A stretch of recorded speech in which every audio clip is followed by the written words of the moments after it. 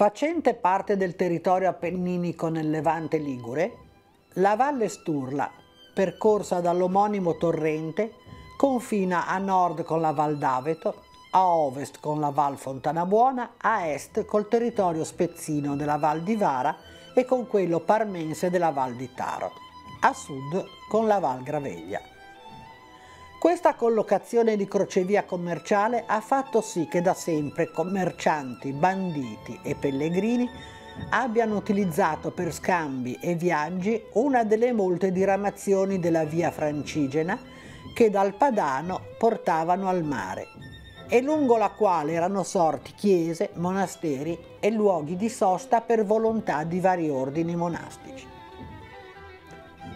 Lasciate le alte cime appenniniche del Penna e Maggiorasca, i cui valichi erano naturali direttrici su Parma e Piacenza, risalendo il torrente Aveto, dal territorio di Rezzoaglio una via saliva alla cella monastica di Pietra Martina, oggi Villa Cella, dipendente dal monastero di San Pietro in Celdoro di Pavia, che deteneva ampi possedimenti terrieri anche nelle colline costiere di Rapallo.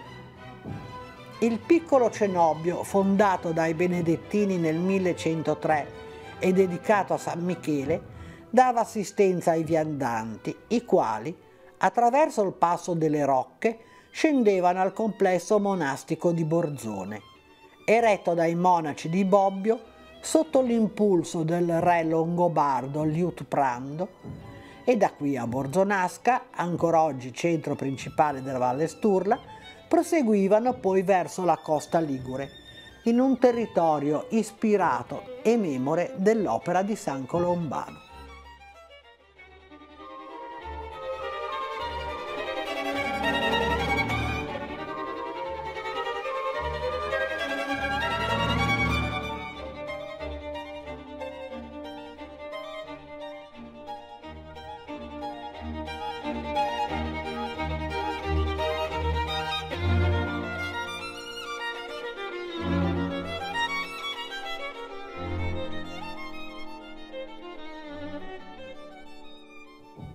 Passata la folle paura dell'anno 1000, è l'epoca dei monasteri, della vita comunitaria di un tempo quotidiano, regolare ed efficace, che pian piano si estenderà dai monaci alla società civile. Il tempo del lavoro, della preghiera, del riposo. Le giornate sono divise in periodi di 3 ore circa. Sono le cosiddette ore canoniche, varianti secondo le stagioni e legate al sorgere e calare del sole. Annunciate da una campana posta su un campanile più o meno alto e visibile da lontano, con l'ampia propagazione del suono danno anche ai laici il senso del tempo che ritma la loro fatica.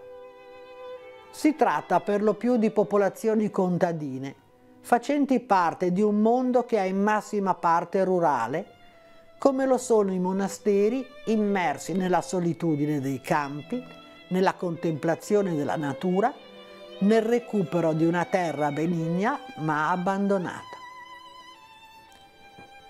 Se i monaci di Pietra Martina hanno bonificato la palude di Cabanne d'Aveto, i benedettini di Borzone hanno reinsegnato al contadino l'uso attento e prezioso dell'acqua, dei molti ruscelli e torrenti, forti dell'esperienza del loro riformatore Roberto di Champagne, stabilitosi nella foresta umida di Borgogna ricca di canneti, da cui il termine di cistercensi.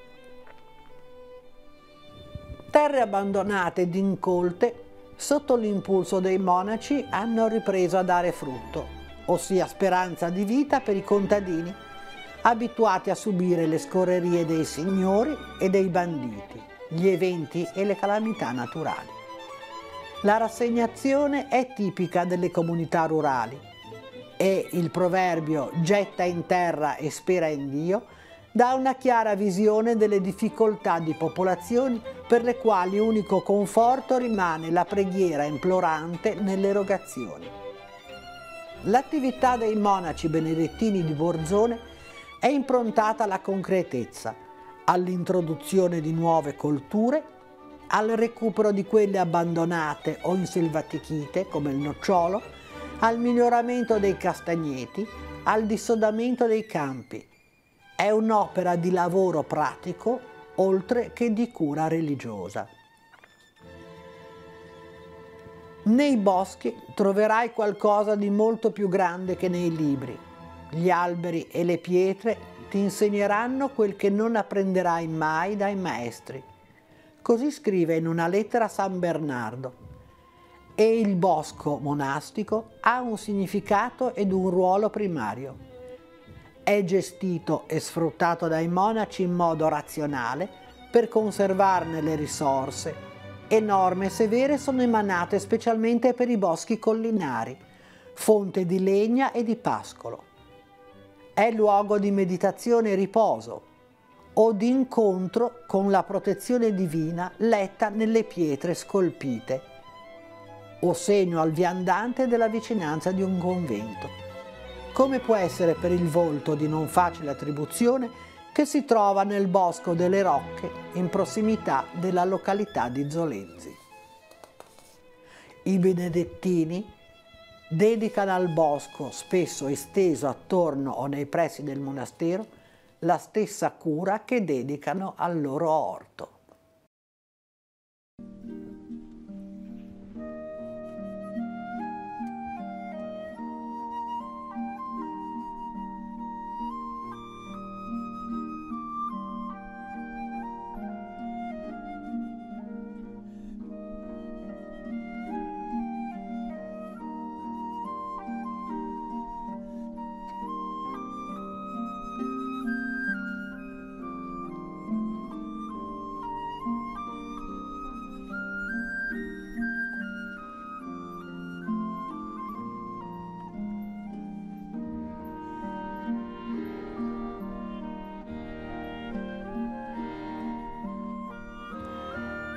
Quando, nell'estate del 1184, l'arcivescovo genovese Ugone della Volta istituisce l'abbazia di Sant'Andrea di Borzone e la concede all'abate Lantelmo Benedettino della Chaise-Dieu, il monastero di Borzone, da tempo abbandonato dai monaci di San Colombano, era alle dirette dipendenze della curia genovese,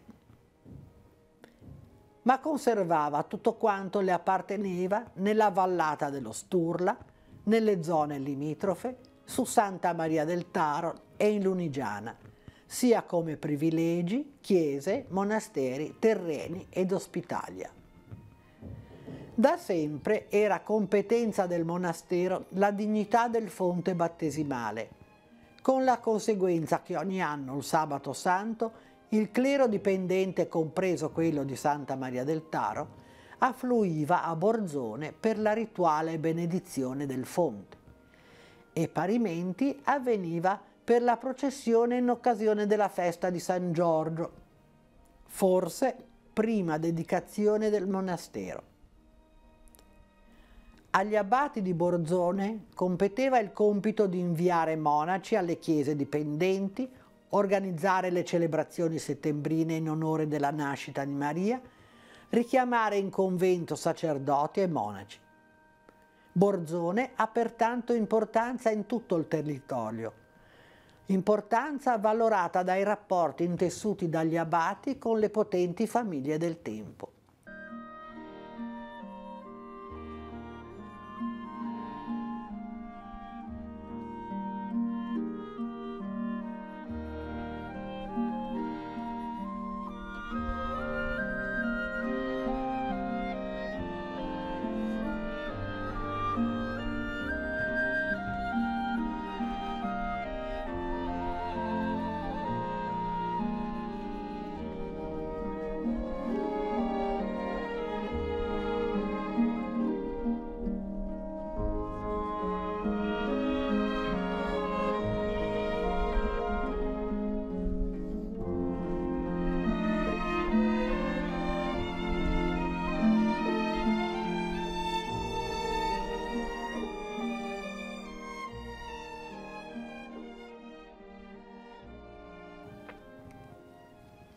Poco resta del primitivo insediamento e gli edifici che oggi ammiriamo, dopo restauri e modifiche, risalgono circa all'anno 1244, quando l'abate Gerardo di Cogorno fa ricostruire la chiesa e la torre. È il periodo della contesa tra Papa Innocenzo IV e l'imperatore Federico II.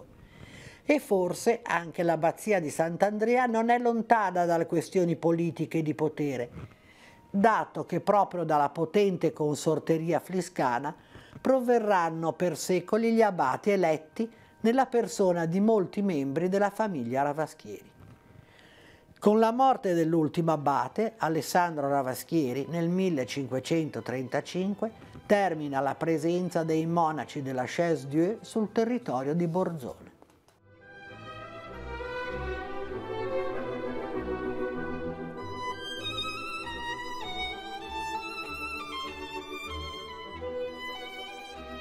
Per antica tradizione, l'abbazia di Borzone non ha il campanile, ma la torre, così chiamata dalla sua edificazione o ricostruzione.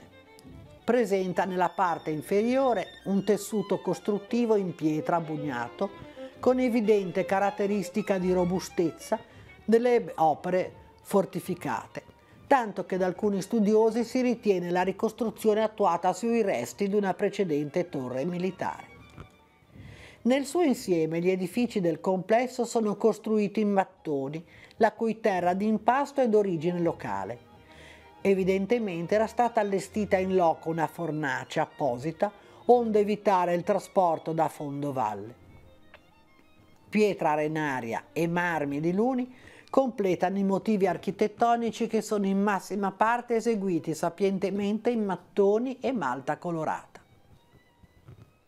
Le pareti laterali della chiesa riprendono il motivo della facciata, archetti ciechi in mattoni rossi, posti in due file sovrapposte e separate dal decoro in mattoni posti a dente di sega, bianchi, rossi e bianchi.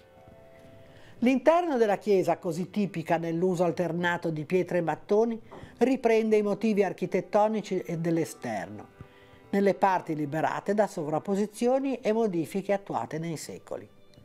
Restano pochi elementi, come il frontalino di tabernacolo in pietra d'ardesia, con iscrizione del 1513 e il nome dell'abate Cristoforo Ravaschieri, e il politico di Sant'Andrea.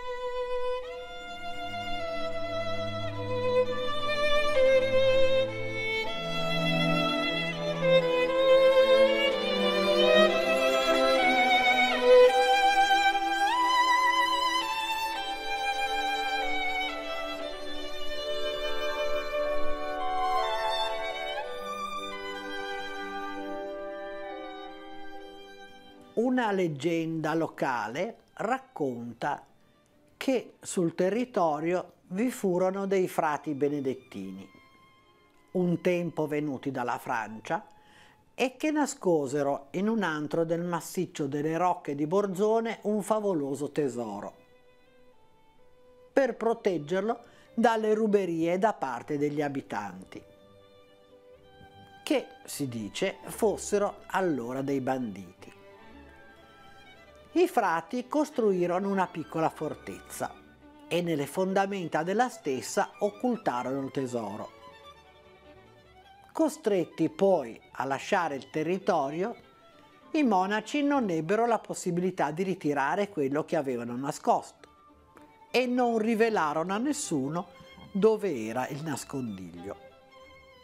Ma tempo dopo, un abitante di Zolezzi chiamato Baciccia ebbe in sogno l'apparizione di un frate che gli rivelava l'esistenza del tesoro, ma disse che tale tesoro sarebbe stato recuperabile solamente nella notte di Natale, da una persona che doveva recarsi da sola, senza armi e senza voltarsi indietro, in un punto ben definito delle Rocche di Borzone.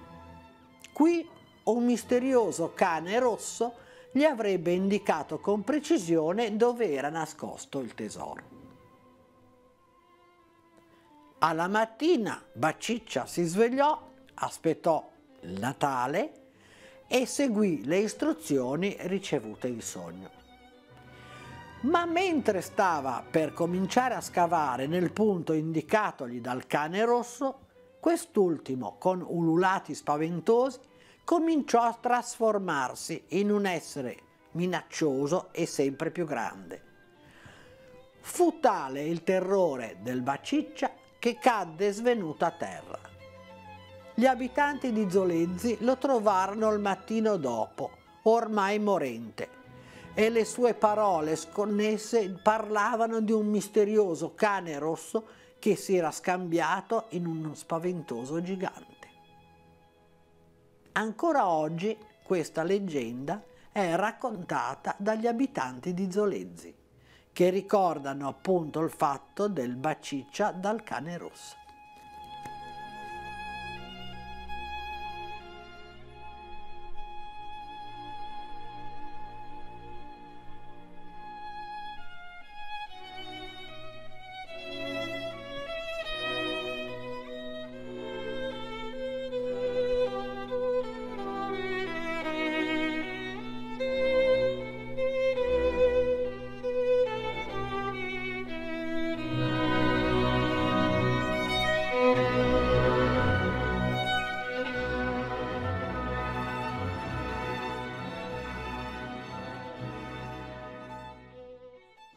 Il cipresso, sempre verdeggiante, sempre vigile, tetragono ai venti e alle tempeste, ha un'origine mitologica legata al mito di Ciparisso. Il giovane era stato incaricato di aver cura di un meraviglioso cervo dalle corna d'oro. Si era affezionato moltissimo all'animale, ma per un errore ne causò la morte. Preso da sconforto per averne causato appunto la morte, pianse e cominciò a dolersi tanto da arrivare a pregare gli dei di farlo divenire immortale per poterlo piangere sempre. Il dio Apollo sentì il suo pianto e la sua richiesta ed ebbe pietà di lui e lo trasformò in cipresso, che divenne quindi il simbolo del lutto. Ma nel campo medievale, nella foresta del monachesimo medievale, il cipresso divenne anche simbolo della perenne esistenza, dell'immortalità e quindi dell'eternità. La sua forma, lanciata così dalla terra al cielo, divenne anche il simbolo della scala verticale ideale puntata diritta tra la terra e il cielo, in direzione quindi dell'entità superiore.